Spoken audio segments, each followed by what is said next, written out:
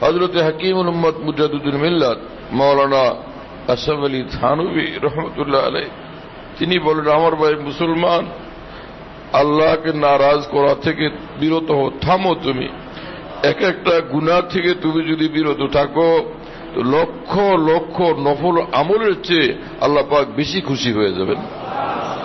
তোমার লক্ষ লক্ষ ইশরাকের চেয়ে বেশি খুশি হবেন যদি তুমি একবার নজর হেফাজত করো।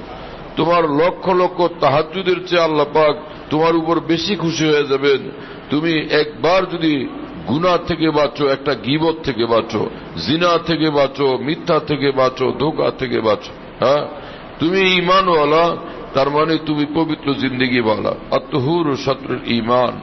আল্লাহ রাসূল সাল্লাল্লাহু আলাইহি ওয়াসাল্লাম বলছেন, পবিত্রতা হলো ঈমানওয়ালার জিন্দেগির অবিচ্ছিন্ন সাথী। পবিত্রতা হলো এক মুমিনের যে অবিচ্ছেদ্য সঙ্গী এবং সাথী। মুমিন যেখানেই থাকবে পাক সাফ থাকবে, পবিত্র থাকবে, অপবিত্র হইতেই জানে না মুমিন। যদি হয় তওবাতুল্লাহ করে পাক সাফ হয়ে যায়।